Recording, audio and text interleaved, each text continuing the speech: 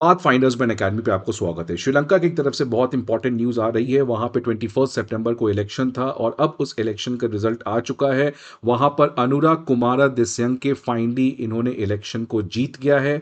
अभी just election commission का एक रिपोर्ट आया है और इस रिपोर्ट में सेकेंड काउंटिंग के बाद श्रीलंका का एक नया प्रेसिडेंट अब फाइनली डिक्लेयर किया जा चुका है, जिनका नाम है अनुराग कुमारा दिस्यंके। खास कर इनके बारे में सबसे इंपॉर्टेंट बात आपको जो जाननी चाहिए कि ये एक मार्क्सिस्ट लीडर है जो कार्ल मार्क्स से बहुत ज़्यादा इंस्पायर्ड है।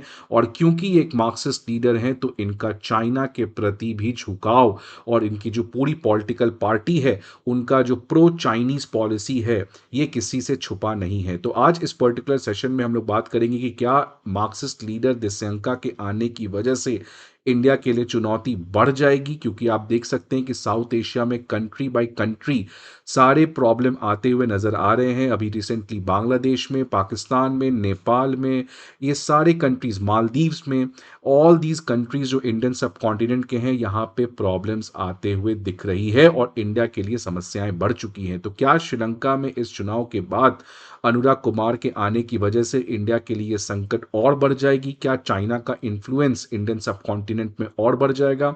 या जयशंकर और दोवल ने ऑलरेडी इस बात को प्रेडिक्ट कर रखा था और हमने पहले से इस रिजल्ट के लिए अपने आप को रेडी कर रखा था? तो आज इन सारे चीजों को इस पर्टिकुलर सेशन में हम लोग डिक्लेयर बात करेंगे।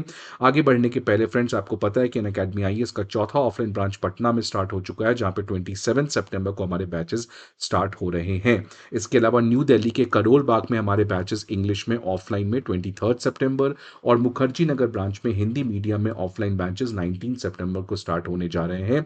साथ ही साथ प्रयागराज में हमारे बैचेस हिंदी और इंग्लिश दोनों में, इंग्लिश मीडियम और हिंदी मीडियम में बैचेस ऑफलाइन में ऑलरेडी हमारे स्टार्ट हो रखे हैं। साथ साथ आपको पता है कि Unacademy IAS comprehensive GS course के अलावा ऑप्शनल कोर्स, सीसैट कोर्स, ऐसे writing course, comprehensive current affairs और फुल लेंथ टेस्ट सीरीज जैसे फैसिलिटीज को भी प्रोवाइड करती है। साथ ही साथ आप हमारे एजुकेटर्स के साथ रेगुलर इंटरैक्ट, 1-to-1 मेंटोरशिप और डाउट सॉल्विंग जैसे सेशंस को भी अटेंड कर सकते हैं। बट ये सारे इंफॉर्मेशन के लिए आपको हमारे ब्रांचेस पे विजिट करना होगा, या नहीं तो आप इमीडिएटली हमारे अन अकेडमी आईएएस के ऐप को डाउनलोड कर सकते हैं, जहां पे आपको ये सारे इंफॉर्मेशन सिंपल, क्लियर और प्रिसाइज वे में प्रोवाइड किए जाएंगे। सो ये न्यूज आते हुए नजर आ रहा है श्रीलंका से, जहां पे एक मार्क्सिस्ट लीनिंग लॉ मेकर अनुराग कुमारा दिस्यंके ये फाइनली अब श्रीलंका के अगले प्रेसिडेंट चुन के आ चुके हैं।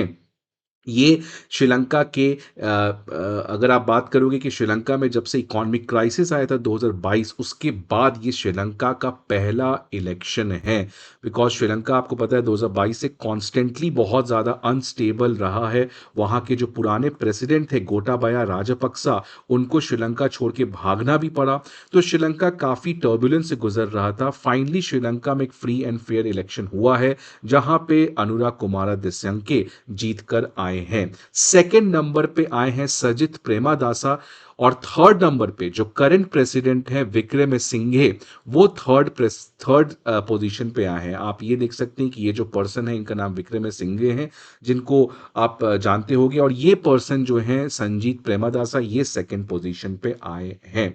अब इनके बारे में बात कर लेते हैं कि अरुणा कुमारा दिस्यंके, जिनको हम एकेडी के नाम से भी जाना करते हैं, इनके दो पॉलिटिकल पार्टीज हैं। एक पॉलिटिकल पार्टी है पीपल्स लिबरेशन फ्रंट जेवीपी और दूसरा पॉलिटिकल पार्टी है नेशनल पीपल्स पावर, जिसमें बहुत सारी कम्युनिस्ट पार्टी के अलायंस है। मतलब बहुत सारे लेफ्ट लीनिंग पार्टी का अलायंस है, जिसको हम एनपीपी कहते हैं, नेशनल पीपल्स पावर। और ये जो एकेडी है, ये उनका मार्क्स की विचारधारा, कार्ल मार्क्स की विचारधारा में बहुत ज़्यादा इंटरेस्ट है और इसलिए ये चाइनीज कम्युनिस्ट पार्टी से भी बहुत ज़्यादा इन्फ्लुएंस्ड हैं। अब आखिर बार बात आता है कि दिस्यंका जो पहली बार श्रीलंका के प्रेसिडेंट चुन के आ रहे हैं, ये रिलेटिवली एक नए फेस हैं। बिकॉज आपको पता है कि श्रीलंका के जो ट्रेडिशनल लीडर्स हैं उनका बहुत ही बुरा परफॉर्मेंस हुआ है। तो ये एक तरीके से बताता है कि जिस तरीके से पाकिस्तान में आप देखोगे अचानक एक नया फेस इमरान खान जीत के आता है, वैसे ही कुछ श्रीलंका में हुआ है, क्योंकि श्रीलंका के लोग जो एग्जिस्टिंग पॉलिटिकल पार्टीज हैं उससे बहुत ज्यादा परेशान थे। उनको एक नया चेंज चाहिए था, उनको एक बदलाव चाहिए था, और उसी लिए ये एक नए फेस, एक नया political party in the sense कि ये पॉलिटिकल पार्टी बहुत पुराना है, बट ये political party main stream politics में इतना एक्टिव नहीं रहा है। तो इस तरीके से लोगों का अचानक सपोर्ट करना इस पॉलिटिकल पार्टी को ये बताता है कि जो श्रीलंका के लोग हैं वो एग्जिस्टिंग पॉलिटिक्स पॉलिटिक्स और पॉलिटिकल पार्टी से परेशान थे और उनको एक चेंज चाहिए था। तो आखिरकार दिस्यंका के फेवर में क्या-क्या काम किया? तो सबसे पहला काम किया श्रीलंकन करप्ट पॉलिटिकल कल्चर, कि जो एग्जिस्टिंग पॉलिटिकल पार्टीज थे उसमें काफ़ी ज़्यादा करप्शन था और दिस्यंका जो है वो कंप्लीटली अपने कैंपेन में एक एंटी करप्शन और न्यू पॉलिटिकल कल्चर की लाने की बात कर रहे थे। साथ ही साथ दिस्यंका जो है वो स्ट्रॉन्गर स्टेट इंटरवेंशन और क्लोज मार्केट इकोनॉमिक पॉलिसीज की बात करते हैं। मतलब इनको ज़्यादा ग्लोबलाइजेशन और लिबरलाइजेशन में भरोसा नहीं है और ऑब्वियस सा बात है क्योंकि ये मार्क्सिस्ट विचारधारा से इंस्पायर्ड है और मार्क्सिज्म जो है वो ग्लोबलाइजेशन को सपोर्ट नहीं करता है। साथ ही साथ दिस्यंका ने यह भी अपने इलेक्शन कैंपेन में कहा था कि जब वो प्रेसिडेंट चुन के आएंगे तो वो श्रीलंका के पार्लियामेंट को 45 डेज के अंदर डिसॉल्व कर देंगे सो दैट फ्रेश इलेक्शन हो और लोग का भरोसा वो वापस से जीत सकें पार्लियामेंट में भी।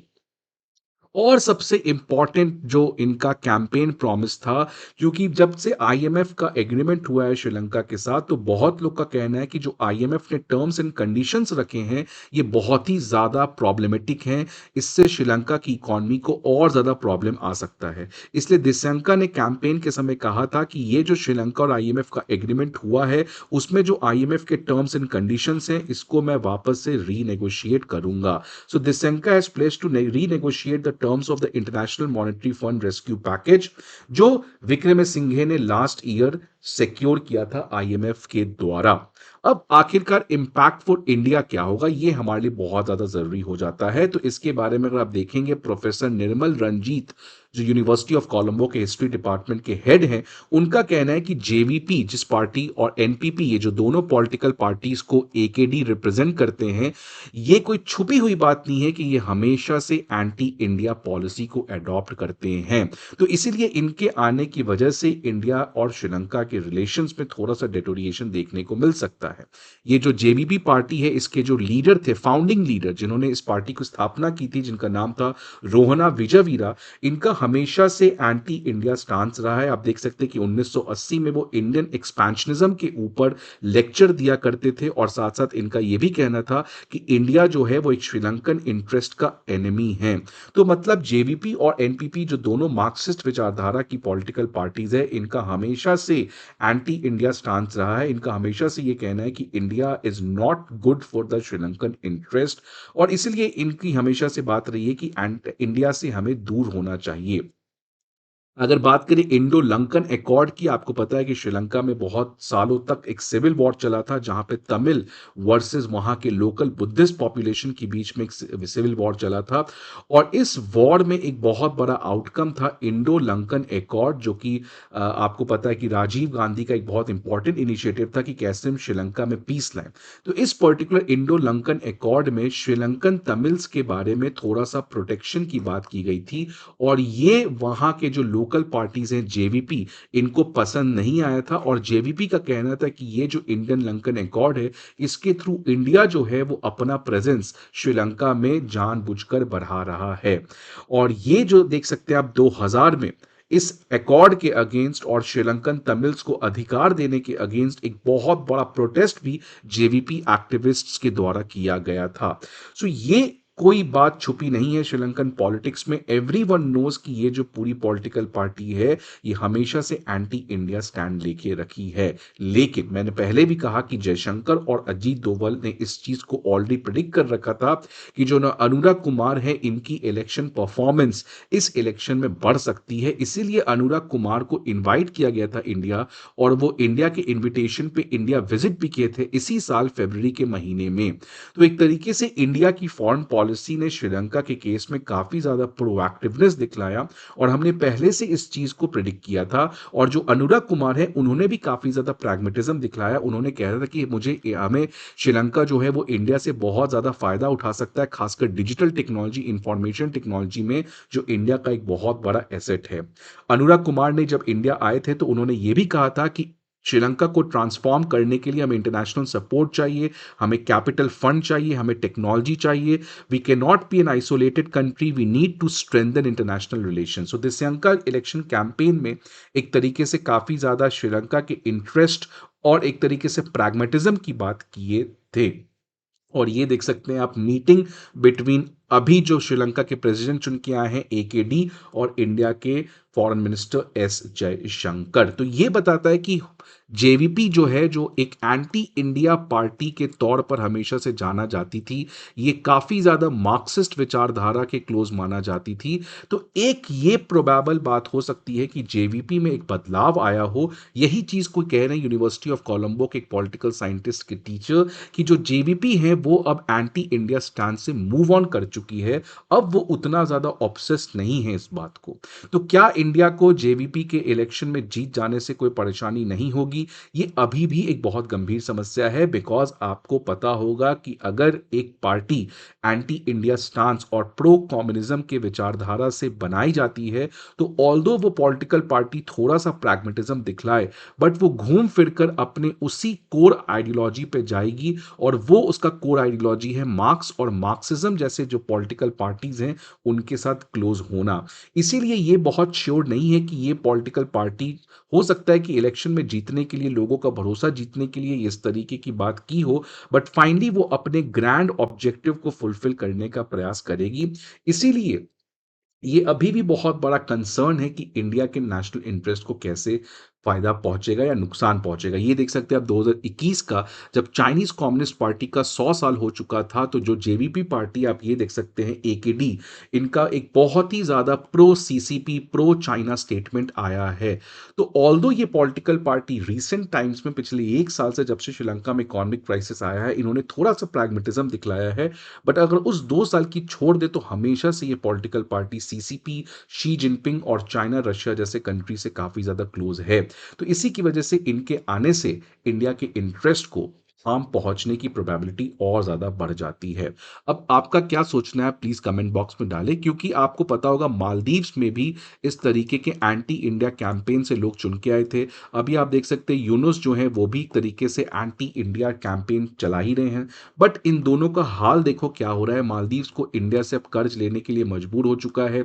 मुइजू साहब इंडिया विजिट करते हैं प्राइम मिनिस्टर मोदी के ओथ सेरेमनी के लिए। यूनुस से मिलने के लिए प्राइम मिनिस्टर मोदी ने UNGA में मना कर दिया, बिकॉज प्राइम मिनिस्टर मोदी इनको इतना इंपॉर्टेंस नहीं देना चाहते हैं। तो क्या कोई भी पॉलिटिकल पार्टी आ जाए, एट द एंड वो इंडिया के साथ खराब रिलेशन नहीं रख सकती है, बिकॉज इंडिया आज कोई एक छोटा पावर नहीं है जिसको आप इग्नोर कर सको। इंडिया इंडियन सब कॉन्टिनेंट का, भारत की जिस तरीके से राइज हो रही है, फॉर श्योर आप भले अपने इलेक्शन के समय इस तरीके के कैंपेन चलाओ, बट एट द एंड आपको भारत के साथ दोस्ती अच्छा रखना पड़ेगा।